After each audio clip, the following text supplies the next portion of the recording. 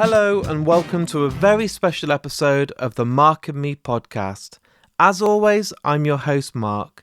Now, this is the final special of a series of specials that has been going on over a week now, with 10 interviews from 2000trees, one of my favourite festivals of the summer. I had an absolute blast and it's been amazing to share these with you all. But today, to go out and end all these specials with one hell of a guest is a dream come true, and something that I wasn't ever expecting from this weekend.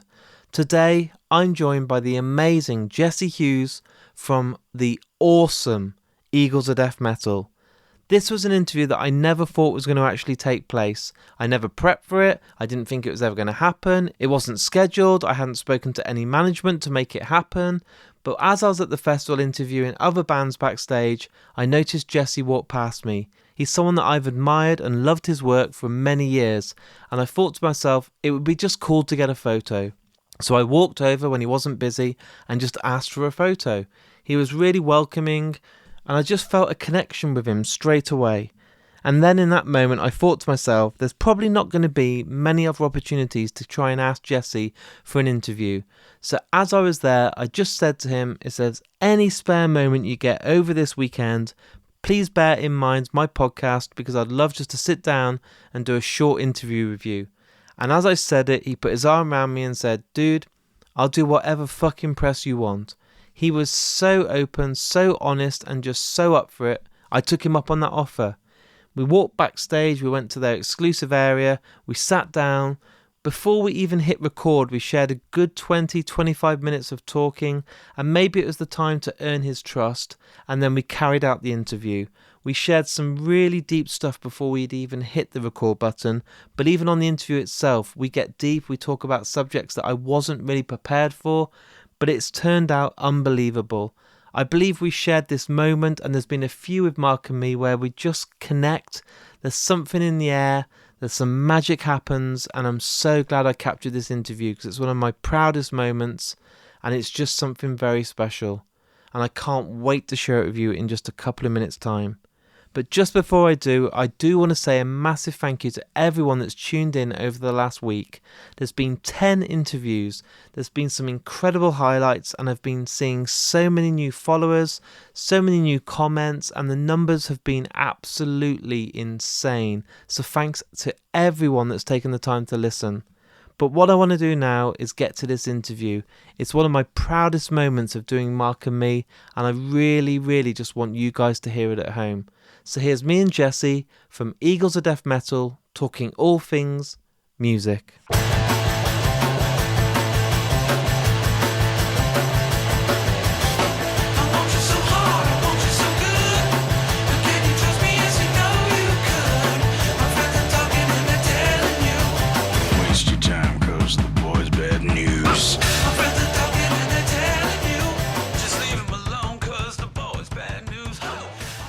Welcome to the Mark and Me podcast. I'm now here with Jessie. Jessie, it's so fucking good to meet you in the flesh. How are you doing, my friend? I'm doing great, and I mean, the listeners don't know this, but you and I just had a lovely bonding time, and I feel like we've disclosed personal things, and now we're a bit closer than we would have been otherwise. Isn't that so much better than just giving us a mic and saying, go? I like the fact that we're family now. We've had a bit of a I sort of insist on it. Yeah. It gives me an opportunity to judge your reactions, and then I'm like going to know what kind of person you are pretty quick. That's good. So you've had about 5 minutes, and so far, am I in the good books? I love you. You look like my uncle, and you're good looking. Well, this is really good.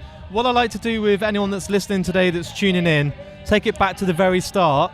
When you were a kid, what was that first album that you bought that made you fall in love with music?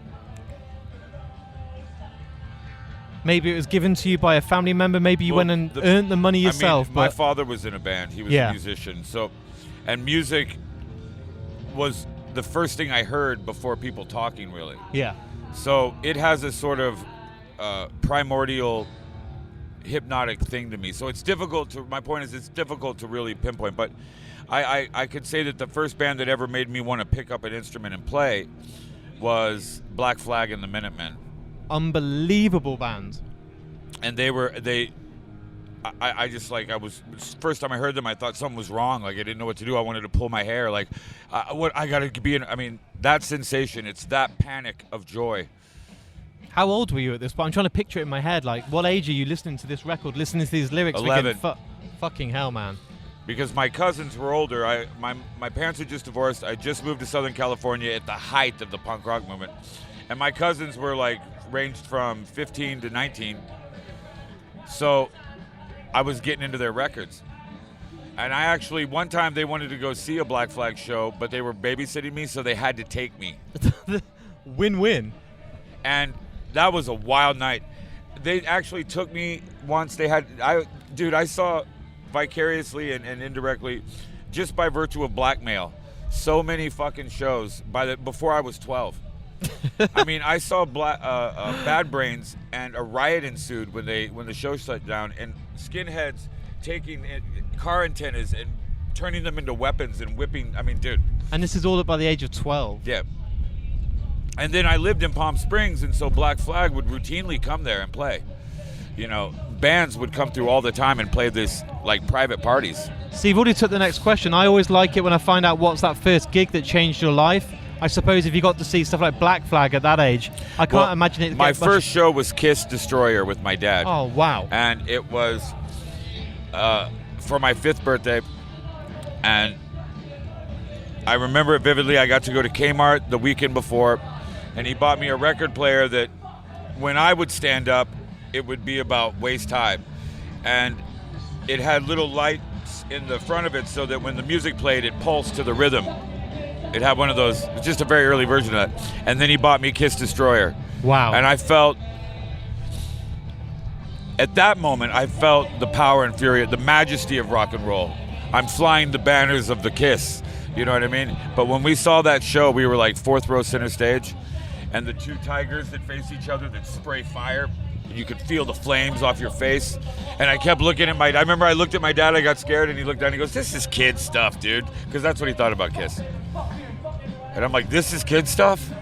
Where does it go? Like? Yeah, where'd you go after that? So it gave me this practical terror that I ignored. Man, you've had so many years in the business, and one thing, I had Brandon Boyd from Incubus on recently, and I asked the same thing. What makes you still want to do it? Because you get challenged, you go here, you go there. We had a pandemic for 2 years that made the whole world go on pause, but you're still here now. What is it inside your body or your blood that makes you still want to fucking go on stage and entertain? Well, I mean, it's kind of a twofold thing. It's both something that's innate, which I'll explain, and then it's also my experiences. Every artist obviously has a unique experience, but I've literally had bad guys come into my show and kill 90 of my friends while I was trying to finish, you know? Yeah. And shouting to each other how they wanted to cut off my head. I never knew if I should ever talk to you about that, because I don't want to be insensitive or raw. I appreciate that, but this is really how I look at that, and I'll pause what I was just saying to explain this. For the listeners, Paris is an event that involved a terrorist attack about 7 years ago. I don't ever look at it like, why me?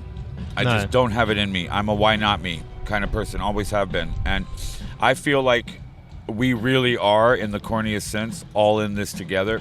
That means we're all defenders of it, potentially. Yeah. And sometimes you get called on in the neighborhood to defend the street. That's an honor. Any opportunity. So I've looked at it like that. After that particularly happened, you just can't let the bad guys win. So that practical experience, routinized, if that's a word, you know what I'm trying to say here. It gave me this habit of just not being able to let the bad guys win. I mean, right now there's an 800,000 euro bounty on my head for defying a law. I mean, believe me, every time I go on stage, more so than most artists, there's a little bit more of a roll of the dice that I ain't going to be breathing by the end of it. But you still choose to do it because you need to protect that yard. You know, that night in Paris, I saw a couple things that, it wasn't even the shooting but I saw a few acts of courage. You know, the Bible says the greatest demonstration of love there is that a person give their life for their friend. And I saw that 3 times that night. I'd never seen anything like it in my life. It was the most powerful thing you can ever imagine. I could see the person, and I knew what they were doing. You know, each time it was when one of the bad guys was threatening someone they loved, they would jump up, look at me, gather their attention, and die. but they were holy. And I almost believe in my heart that what they were doing was so holy that angels were already in attendance of them and just caught their spirit before it even hit the ground. I mean, some things are beautiful and terrible simultaneously. And then I realized with something like that, all you get is perspective. That's it. And rock and roll is a lot better than that. The thing is, like, if you do something and it goes bad, you don't go and do it again. Like, if a dog bites you, I'm not going to go and stroke the same dog the next day. But you chose to go on stage again, pick up that guitar, sing, because you don't want to let that fucking dog eat you alive, do you? No, well, you know, I have a modified version of that, but I'll tell you, I intended to retire the first 2 weeks afterward. And it was directly Bono and The Edge who, and I could see it, and I'm telling you, those are some of the most sincere and wonderful people I will ever know in my life. I don't give a fuck what anyone says, part of my language. But you can swear all you like. They had this sense of, you have to keep playing. You don't understand what's on the line. You don't. The whole world of rock and roll is shut down for 3 days. You have to let us announce that you're going to come out here. And that helped. It helped me get outside myself. And it was the first time in my life that what I do became important. Yeah. And I didn't like that responsibility. It's a fucking huge responsibility on the weight on your shoulders to then wear a mask and be happy on stage again when probably you were shitting yourself. I never wore a mask. Ever once. Ever once. And I never stopped playing either. Not even during the lockdown. I had one bar was willing to stay open, and one time, check this out, I was the only professional artist performing in the world on at least 3 separate occasions. That's an outrage. That's an insult to everything. Our God is free speech. And the only way you can have a demonstration of it being your God is if you don't give a fuck about the topic. Yeah. Period. And it doesn't matter if it's rock and roll is so much more fun. It's so much more fun to shake my dick. And then I realized that it wasn't as much a responsibility as it was a great honor. I never saw a single coward that night. I was chosen to bear witness to 3 of the things that nobody in their whole lifetime could ever see. Never. The greatest demonstration of love there is. And it also showed me in an instant, like, I'm not going to let these people define it. When I'm a victim, it's going to be about the worst night ever, about a faithfulness, the bloodiest. No. It's the night that I saw 3 holy knights of Christ defy death. The greatest example of love there is, and I saw it in triplicate at a rock show. It's a beautiful fucking world. And I was chosen to bear witness to it at a terrible cost. So be it. I'll honor it. Just because I was able to survive doesn't mean their noble and courageous story shouldn't be told. You know what I mean? Because what kind of asshole would I be? It was so hard for me to live. Okay. Not so much. I guess it's a half glass, full or empty. But if you'd seen it as empty, you wouldn't be here now. No, I look at life like even the worst blowjob is still amazing. Right? The first way you beat the bad guys is by smiling, sincerely. Being able to enjoy the company of your friends, continuing to see the beautiful things that are happening in life, insisting on it. It might be hard at the beginning, but if you're used to sleeping until noon and you get a job where you got to get up at the butt crack of dawn, you want to quit that fucking job every day that you go for the first 6 months. But you go. It's okay. And then you pretty much, if you're lucky, learn to enjoy it, maybe make some friends. I wasn't going to let these dudes live rent-free in my brain, and I was not going to give an example to the people that were, for whatever reason, looking to me that was the way to go. You know? And that first show that I went back to, I saw a news article that said, how courageous of them to return. No. I had security. I mean, I had the police, almost every cop in France around me. Literally, dude. But the person who had been there before had barely escaped with their life, who got onto the metro alone after leaving their apartment in the dark and walked that walk from the metro around to...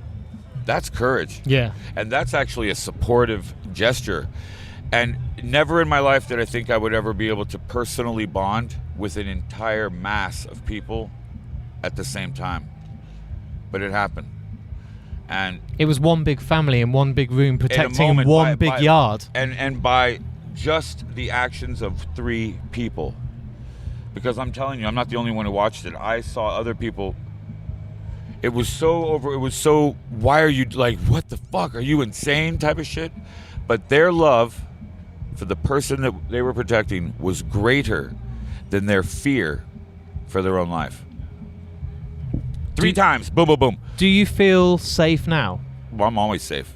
But do you feel like when you go on stage there tonight, you're just there to have fun now? You're never getting those flashbacks. You're never getting the fucking images. You're free of it. I really have it. I'm not free of the... I go out of my way. If I'm going to be up there, I'm never going to be cheese in a trap for my friends again. So I'm going to be the most fabulous thing so that they can only look at me and give my friends time enough to get away. Also, I went through all my firearms classification training, and I trained with SWAT in LA. And when I'm in America, I'm the most dangerous motherfucker there. That's always been my final, like, you know what? I'm going to get SWAT training, so I'll be surprised. We're the security. Yeah, I'm going to fuck you up, yeah. Well, not even fuck you up. I know this might sound, this is current politics, but when people don't care about laws, the last idea I'm ever going to have to affect them is a law. And I realized, just like words, the motherfuckers that showed up in France with their guns, I loved them because they stopped the bad guys. So are guns good? You know what I'm saying? I just learned I wasn't going to let anything make me afraid. Nothing. And when I saw some of my friends seeing a firearm on a cop even and I could see it really triggering them, I hated that. I hated it more than I was afraid. And because I recognized the fact that for whatever reason, I was the spokesperson for this event. And I didn't take it as I took it as a very heavy, wonderful honor. How close did it come to you announcing retirement? If you didn't have spoke to, was it Bono, did you say? I just was never going to play again. You were just going to hide? I was just going to slip away. I don't know if I would have intended that, but I'm telling you, the trajectory, that's why it scared me. When I saw the trajectory, that's the kind of shit that will result in you withdrawing from all life and having cancer. You know what I mean? Like, I wasn't going to have that. That would have been, there's 90 victims instead of 89 because one of the final person was added a few years later when they committed suicide. And that hit me really hard because I'm not going to suffer another one, but I realized that the bad guys had kept killing him for 3 years until they finished it. And he helped. The least I can do is win, keep shaking my dick and having a good time, because what sucks about that, and show the rest that that's possible. I know this sounds fucking cheesy, but I'm so fucking glad you chose the right decision when it came to it, because this world would suck without you in it, man. Thank you, brother. But it's true. There's songs that need to be written, there's performances that need to be played. If you go away, man, there's a gap that isn't going to be easily filled. Well, I really appreciate that. I truly mean that. I'm not sucking up to you. I'm a fan of your music. I'm a fan of what you've done in your time, and that would have fucking been shit. And then you let them win. That's it. You let the bad guys win. And, maybe I'm corny, but when I was a kid and I read stories of Sammy Davis Jr. having to go through the back door, I got pissed off, and I wanted to be, in the corniest sense, part of the change, right? This was my chance. Joshua said that to me. He was like, everyone talks in music about how they want to fucking change and fight the man. He goes, here's your chance. You didn't think it was going to be like this. You never fantasized it being like this, but that's not how it worked out. And that's how we were both raised. Like, you let the facts dictate the terms of your decisions. It was when I was so grateful for my mom. Like, oh, thank God. This is how mom shows you what to do. It's not when she's telling you. Yeah. It's when shit happens later on, And now I'm 50, and you can't even tell. The bad guys are not winning. Do you think... I'm 41, so I'm catching you up. But do you think the older you get, the less shit doesn't fucking hit as hard? Because I now appreciate my fucking wife, my 2 dogs, the countryside, and going for a walk. I don't need to be the person at the party that's seen at the right place. I enjoy the little things, and the big things can all go away now. Well, see, it's funny, the little things, but I don't look at those. Aren't the little things, those are the daily things. That's fair. It's just done. But the things I took for granted and didn't see that they were there. This speaks volumes about your character, my friend, but you included your wife in that. I love that. I love that. That's the correct way to think in a community. But I didn't really have a moment of appreciating the little things. I had more of a, what's the word I'm looking for here? I actually, you know what? When it first happened, I didn't even know what to do. All I did was think in a childlike way, what would my mom tell me to do right now? What would she be worried about? She'd be worried about being polite and showing a good Christian character. So I started there, you know what I mean? I've been given so many blessings. The response by the artistic community in the wake of that was so overwhelmingly beautiful. This thing that we did, Life for Paris, it was started. It united. It did. It nobody. There was no divide in the argument. There was no discussion. I'm proud of that, and I also realize that there's 90 souls that are waiting for judgment, just like me, and I would rather walk with them through the rest of my life than be haunted by them. And there's something sacred about blood. And you cannot betray or misrepresent or lie about blood. And that was actually my first step that night was I promised God, I'll never lie when it comes to this. That's been the hardest thing for me. That's gotten me in more trouble in the public eye. That oath that I took has fucked with me harder than anything, dude. On a daily basis, I'm sure. Dude, the pressure to compromise, as I see it, is often, everybody wants a piece of your tragedy to use it as a sales tool. Never let a good tragedy go to waste. That's how these fuckers look at it. But you know what?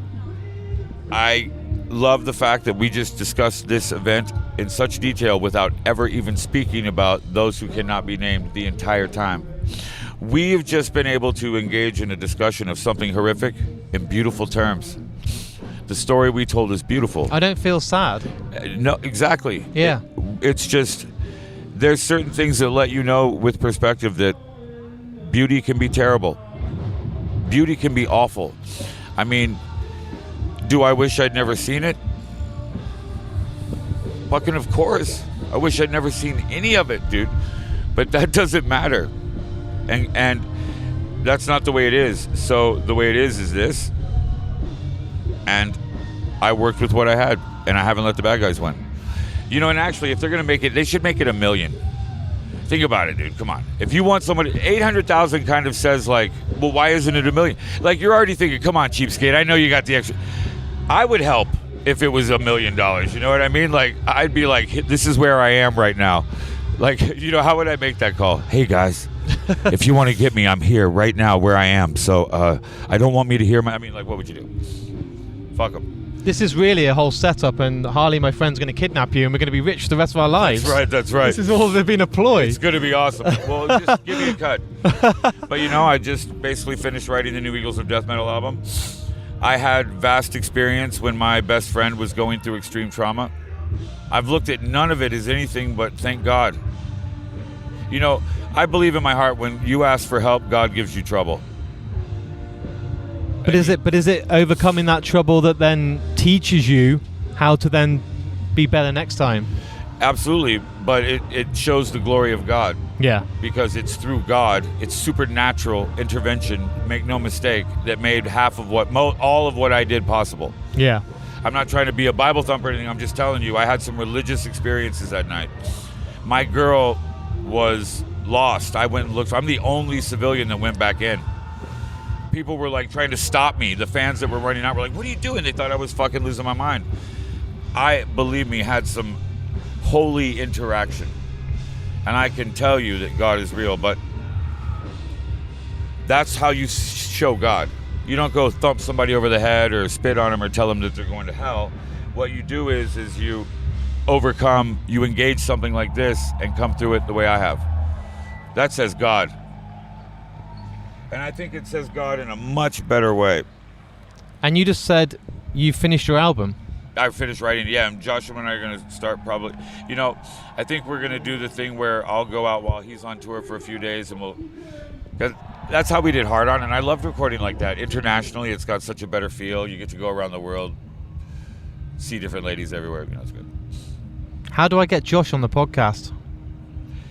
Approach him politely. I've got episode 300 coming up soon. For episode 200, I got my dad. That's who I had. Are you going to be near or around him during this tour? I got tickets for Birmingham in the UK. Is he playing there? Yeah. Okay, then I'll see what I can do. It cost me fucking £75, but I saw their Glastonbury performance and I was like, these guys are on fire. That drummer. I would pay £75 to see the fucking Beatles.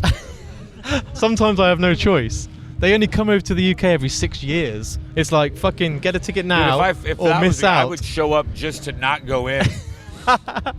For real, and I've done that before. Yeah. I'll show up to not go in. Like, I'm not, it's cool. There's sometimes you treat yourself in life, and that's one of them. I was like, I'm going to treat myself. And believe me, I completely understand music. Because if I had one of those passes that got me in all the time, I'd do it. But sometimes you just say to yourself, I want to see this now. I want to hear this album live. Music is just an obsession, so I get it. I mean, I walked up here making you listen to music before we started. And that was fucking awesome. I'm going to write down the tracks you showed me because they were cool. But where did I drop my jazz cigarette? This... the wind blew it. Just fucking eagle eyes over here, dude. That's why I brought him. Fuck yes. Nice. You saved the drugs. What I do on the podcast, and I've done this to every guest that's ever been on, is ask them to choose the last piece of music that's played. So after our interview today is all edited and wrapped up for the world to listen to, you get to choose the last piece of music that's played. Any song, any band. Made to Parade by the Queens of the Stone Age. Most people take about 10 minutes and I edit it and make it sound like they've just come up with the answer, but you had it there. Why that song? I love that fucking song. It's brilliant. And I know, the man was going through something, and the manner in which he captures it and leaves it in a song it's breathtaking. I mean, he's the red genius of our time. I believe that. That's beautiful. Do you know, we shared a moment today. I've done 280 episodes, but the moment you walked over today, it felt like your family. It felt like I've known you my whole life. I know you're friends with Matt Stocks. Yeah. I do podcasting. I know him well. He's like, awesome. And he always spoke highly of you. And I never thought today that I'd get time with you. Everyone's like, just let the band be. And I was like, I just want to say hello. I hate that. I'm not that dude. Like, I don't care if people take pictures. They can take pictures the whole show. I don't give a fuck if you wheel a mobile recording unit in. I don't give a fuck. Awesome. The Grateful Dead didn't seem to do too bad with that kind of shit. You know what I mean? Like, don't be a dick. This is the coolest job in the fucking world. You walked past and went, I'll do any press I want. And I literally went, this is my fucking moment. I'm going to fucking take this shot. Like, why not? Dude, I've loved this. Yeah. I've loved this. I appreciate it. And I feel like it was like, I'm a Catholic, so I feel very cathartically relieved. We talked about stuff today that could be done so badly by the wrong fucking media or by the wrong fucking tabloid. But we had something beautiful. Allowed a dialogue to take place without trying to chauffeur the agenda. Yeah. I just wanted to chat. You're a true journalist. I fucking appreciate you, man. And you allowed me to express a moment in music that I feel is very important. I like this moment. I'm going to give this to the world. It's not going to be a tagged on special at this festival. It's Mark and Jessie. Listen now. Done. Awesome. I love you for that. Thank you, dude.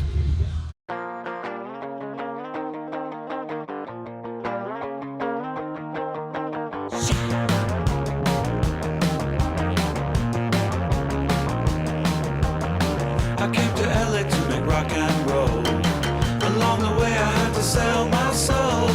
I made some good friends that make me say I really want to be in LA. So there it is. There's my interview with me and Jessie Hughes. What an absolute legend, a rock star, and just someone that honestly I was never ever prepared to speak to. I couldn't believe the interview happened, and afterwards I was still pinching myself. But what I will say is we shared a very special moment, a real deep conversation, something where we both gave absolutely everything and completely let our guards down. And I think that's been captured on this interview, so I hope you guys have loved it just as much as me. At the end of the interview, and I'm happy to share this with you guys, sometimes there's stuff that intimately happens and it should just be for that moment, but Jessie and me hugged after the interview. We stopped recording, we stood up and we just hugged.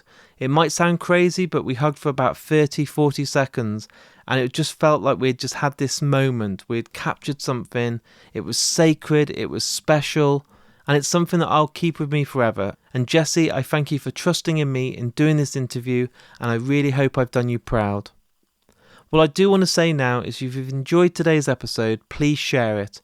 I go out of my way on Facebook, Twitter and Instagram to promote these episodes, so all I ask in return is to hit that retweet button, share button on Facebook, or even post it as part of your stories on Instagram. It goes a long way in helping to promote Mark and me. I don't have this big team of people, it's literally just me. I can't pay for sponsored ads and do all these marketing campaigns. It's all about the hard work and graft that I put in to get the word out there. So if you can help me by sharing these episodes, it really goes a long way. I also have a Patreon account, so if you want to give back something for all these 10 episodes over the last week, on there you can sign up for as little as £1, but in return I make sure you get an exclusive episode just for you guys at home called The Lost Tapes. You get badges, you get stickers, you get a monthly newsletter, and so much more. So if you do want to give something back, it would be greatly appreciated. I also want to give a big shout out to the sponsor of the podcasts, Folio Society, who in my opinion give out the best books out there, and also Richer Sounds. If you're looking for a new TV or home cinema system, visit richersounds.com because those guys sponsor me each and every month and it's greatly appreciated. This is the end now from a 5-part special for 2000 Trees. There are no more specials to come from this festival, but I will be at the Arctangent Festival. I'll actually be performing on stage there as well in a few weeks' time, so expect some more specials then. But normal service resumes and you'll be getting normal interviews again in a couple of days' time. So until then, listen to Eagles of Death Metal, hug someone that you love, take care, and I'll speak to you all very soon.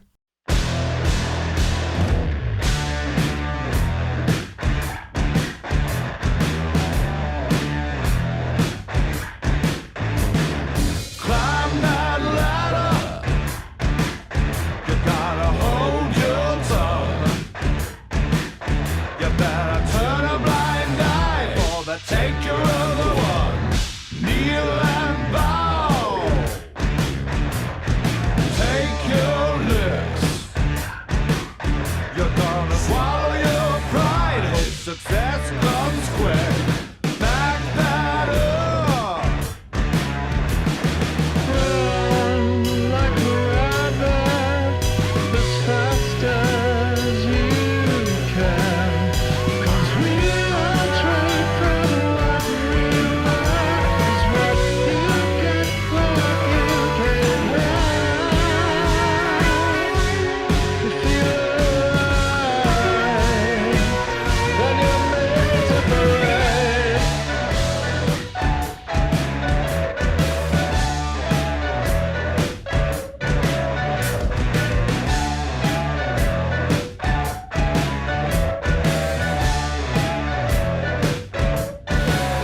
After years of the company winning, from the high horse you will ride. You will look down at the peasantry, kill themselves to make you smile. Slake your thirst, bitch. Come get what you deserve. Kill the very last whale aboard a yacht of fur. Binge and push. But did not notice the weight of the chains that they cut from me.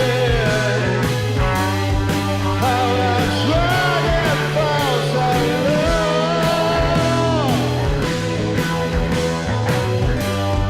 To the ocean, love is what should be there. How I love you up right now. What you worship is you.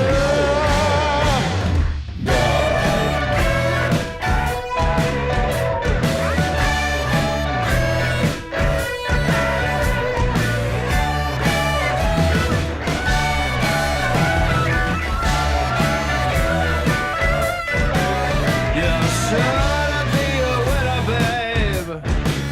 Give your best,